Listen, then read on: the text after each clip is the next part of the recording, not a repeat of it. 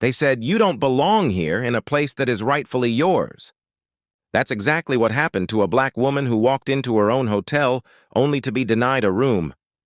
The arrogance, the disrespect, the quiet cruelty, it all unfolded in public, leaving her humiliated. But within minutes, the tables turned in a way no one saw coming. This wasn't just a mistake, it was a lesson in who truly holds the keys. She wasn't just another traveler looking for a room. She was a woman who had worked tirelessly for years, saving every dollar, pouring her energy and dreams into something bigger than herself. The hotel standing on that corner wasn't just a business. It was a symbol of her persistence, her triumph over doubt, and her way of creating a legacy that her family could be proud of. On that afternoon, she arrived quietly without a crowd or fanfare. She carried herself with confidence, dressed neatly, blending in like any other guest. To anyone watching, it seemed routine. Just a woman stepping into a lobby, rolling a suitcase behind her. The air smelled of fresh polish and the faint aroma of coffee drifting from the cafe nearby. Guests moved in and out, chatting, laughing, unaware of what was about to unfold. For her, this was supposed to be a simple check-in, a moment to rest, to take in the sight of what she had built with her own determination.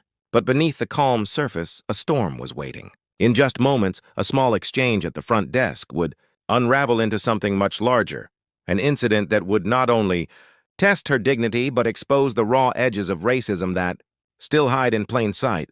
The lobby felt polished, welcoming at least on the surface.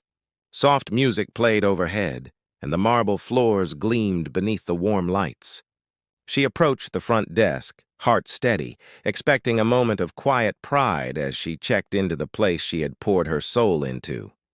But instead of a smile, she was met with a look, a cold, dismissive look that cut deeper than words ever could. The clerk's eyes flickered up and down, pausing just long enough to send a message. "You don't belong here." She slid her ID across the counter, waiting patiently. The clerk didn't touch it. Instead, he leaned back, arms folded, and shook his head. With a sharp tone, he said the rooms were fully booked. No apology. No explanation. Just rejection.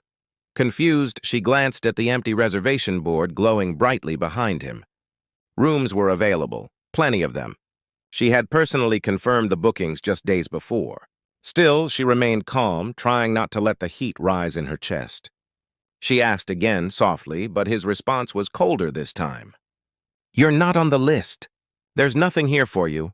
The words echoed louder than the music in the lobby. Guests nearby shifted uncomfortably, sensing something wasn't right. Some glanced at her, then quickly looked away, unwilling to intervene. It wasn't just about a room anymore. It was about erasure.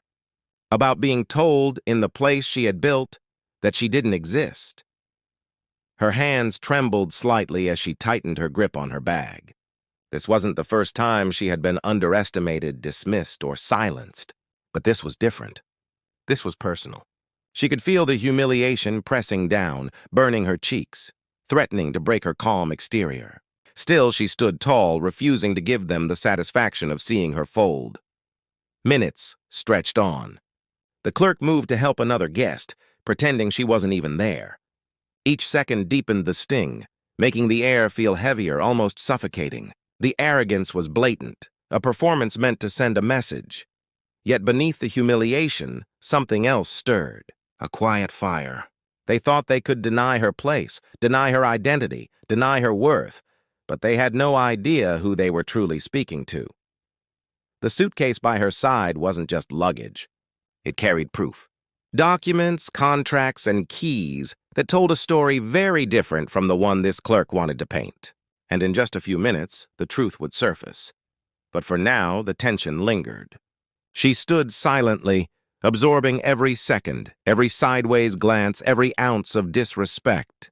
The stage was set, and the next move would not only shatter their perception of her, it would leave the entire lobby in stunned silence. The silence in the lobby was sharp, almost unbearable. She stood there, invisible in plain sight, while the clerk carried on as if she were nothing more than a shadow. But then with calm precision, she reached into her bag. Not for a wallet, not for identification, this time for the folder she had carried with her every step of this journey. Inside were the documents that told the truth.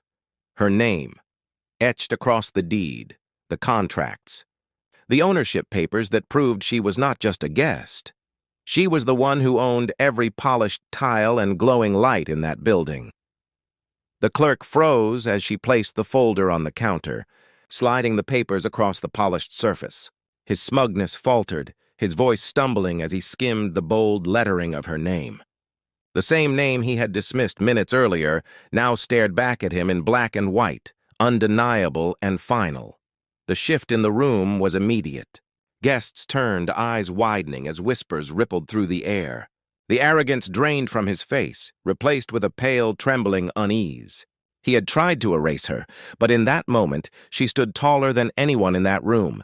Every insult, every slight, every ounce of humiliation transformed into undeniable power. She wasn't begging for a room anymore. She was standing in her own, and yet the damage was already done. The sting of being told you don't belong lingered in the air, heavier than any document could erase. The papers proved her ownership, but they couldn't undo the truth of what had just been exposed. In that moment, she realized the incident wasn't just about her. It was about every time someone had been dismissed, doubted, or denied their place. And now the entire lobby was watching, waiting for her next move.